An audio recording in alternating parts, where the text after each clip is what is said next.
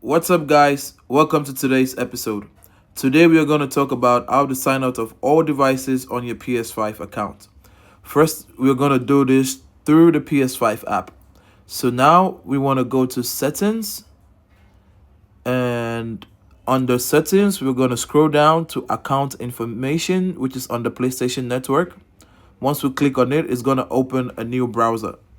Now, when you're not signed in, it will prompt you to sign in on this browser because it's opening a new browser, but I'm already signed in. So once it takes me to the new browser, I'm going to look for the three lines at the top left. Click that. Then we scroll down to security. You see, under security, you get another prompt to continue.